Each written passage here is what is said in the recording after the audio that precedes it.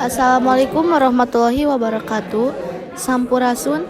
Nepangkeun nami abdi Rejmi Sipanurul Kolbi ti kelas 11 IPS 1. Langkung ti payun mangga urang sami-sami mujas medi nyanggakeun puji ka Gusti Anu Maha Agung. Sholawat miwah salam urang sanggakeun kana pinuji Rasul junjunan alam Muhammad sallallahu alaihi wasallam. Pamugi sadaya ajaranana sing natrat janten syafaat keur umatna saampat jagat.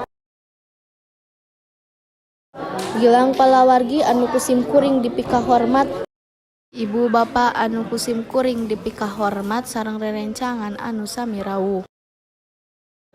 Luyu sareng ugeran dina panata palawargi wireh pasanggiri biantara ayeuna teh rumaja anu kajerat narkoba.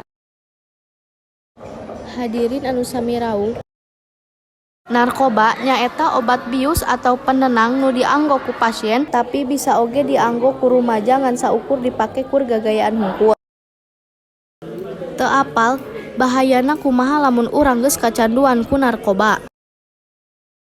Dampak narkoba lamun disalahgunakeun nyaeta awak urang bisa jadi ngaleutikan kusabab pencernaan jadi kaganggu, terus ciri lainna nyaeta panon jadi beureum. Narkoba teh lain saukur tina obat-obatan hungkul, bisa jadi tina tuangeun sareng leueuten permen jeung nu sejena. Jadi narkoba teh nyaeta zat atau obat kasadaran, halusinasi jeung daya rangsang.